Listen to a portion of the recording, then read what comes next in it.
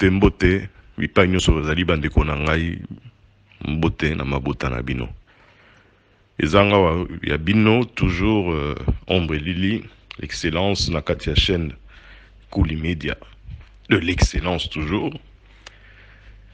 Kuli Media TV azako tindela bino na minute oyo basango moko eza fraîchement arrivé na ba studio na ye avec ba image à l'appui au bozomona.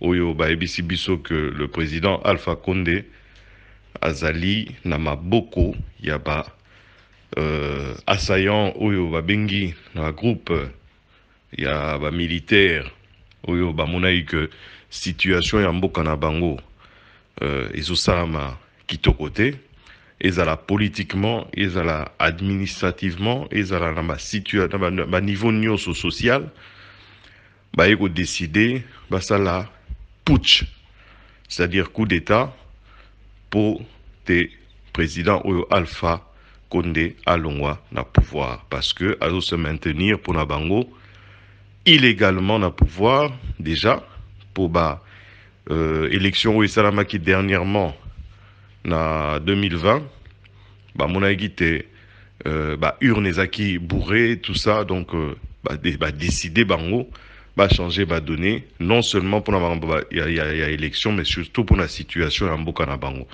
Donc, bazui décision, bazui marambo en main, n'enge bazoro monawana, lelo, à partir à 8h à Tongo, batu balamuki na Guinée, bazako kakaka masasi ko beta, bitumba pe leki moi, temps et belé na niveau ya présidence, avant que ba s'emparer quand même, il y a la présidence de la République, ba koti pe ba kutani pe na ye moko président oyo bozo mona na ba image na vidéo na biso mususu bo mona ndenge aza koloba bazo ba webisa ye moko ayelo bana batu ba sali mabete ba betiete ba brutaliser pété mais ba sali makambu na ndenge elongo bani. De l'autre côté toza rotila bino pe diffusion ya élément ya colonel Oyo a mené action wana Oyo aye ko kota tina ndaku ya président pe azaro pe sa revendication na ye na misu ya bato pe na misu ya mokili mobimba pote bato ba monate makambo bango basali ezali na tina ba boyi ba bimisa bango lokola ba rebelle ba boyi ba bimisa bango lokola bato baye ko tia nyomi na kati ya mboka mais ba bimisa bango te bato baza censé bato baye pour makambo échanger ye moko paza koloba yango na discours na ye topé allocution na ye télévisé o ya salaki na ndaku ya président de la République pour na koloba te tozali awa pour na ko changer ba makambo na mboka na biso bandeko na nga ya Kuli Media TV makambo to ko mona ngo mingi na mboka na biso ya Afrique eza pe ya lelo te très souvent ba président na ba institution na bango na ba gouvernement na bango bazo sukaka kaka na ba position oyo. Est-ce que yango solution bango balingi? Est-ce que yango démocratie? Est-ce que yango exemple a relakisaka bana na biso? Mais soki tokomi na ba situation a boye c'est parce que peuple ezara souverain pe peuple soka lobi alembi na ye. Donc na minute lokola peuple azara na masak cité azara mando kiti azara na moyen ko bundela te à part monoko na ye bato bazana moi mayele na kati ya mutu pe bakomi na bibundeli na maboko na bango basalaka nyonso po bakoma na situation oyo. Voilà à peu près l'élément na koloba mingi te lelo élément tozotiela bino po botala bino moko makambo oyo ekwei na mboka ya Guinée. Soki nazongeli bino te d'ici quelque temps boyeba te équipe nyonso ya Kuli Media TV eza toujours na souci ya kopesa bino ba information même soki mikolo oyo tozomona na mingi te mais toza kozongela bino dès ce mois-ci avec déjà plus ou moins 2-3 éléments ya makasi ya mbala kaka ya pitopale pendant chaque semaine. Voilà. Sur ce, toute l'équipe de Kuli Media TV ezopesa bino dimanche malamu na bandako na bino pe tozo attaquer semaine oyo na maboko ya Nzambe pe na maboko ya prière. Neka na lubaka, soki tomonani te, matondo na bandako na bino. Tomona ya mikolo ezoya. Merci.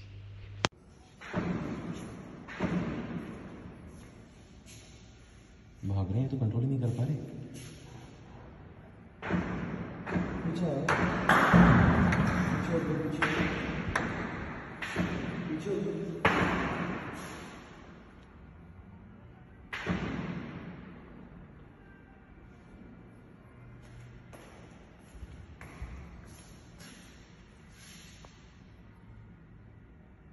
Nossa, football.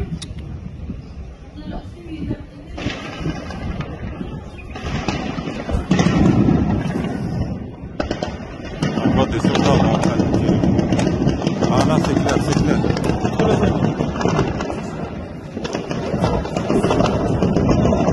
C'est dans le rond-point ici. Regarde, c'est ici, là, quelque part. Regarde, tu vois dans le rond-point. Il y a du feu là-bas, regarde. Ils sont en train de tirer. Contrôle. Pousse-toi.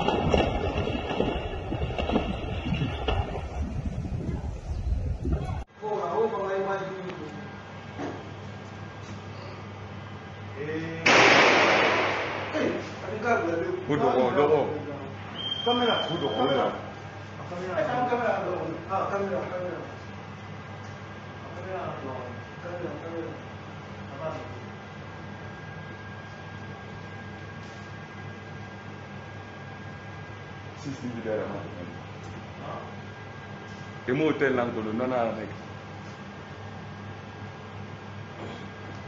Quando a gente foi na escuta, lá tem na hora de ficar, eu uso o dinheiro que ele mora com a lá fala, aí nós subimos que criar na mama lá com. Guinéennes et Guinéens, chers compatriotes, la situation sociopolitique et économique du pays, le dysfonctionnement des institutions républicaines, l'instrumentalisation de la justice, le piétinement des droits des citoyens, l'irrespect des principes démocratiques, la politisation à outrance de l'administration publique, la gabegie financière, la pauvreté et la corruption endémique ont émené l'armée républicaine de Guinée à travers le Comité national du rassemblement et du développement, CNRD, à prendre ses responsabilités vis-à-vis du peuple souverain de Guinée et dans sa totalité. Nous avons décidé ainsi, après avoir pris le président qui est actuellement avec nous, de la République, nous avons décidé de dissoudre la Constitution en vigueur, de dissoudre les institutions. Nous avons décidé aussi de dissoudre le gouvernement, de la fermeture des frontières terrestres et aériennes. Nous appelons nos frères d'armes à l'unité afin de répondre aux aspirations légitimes du peuple de Guinée. Nous les invitons également chacun, à ce qui le concerne, de rester dans les casernes et continuer leurs activités régaliennes. Nous n'avons pas, on ne va pas reprendre les erreurs du passé. Nous allons nous concentrer sur le développement.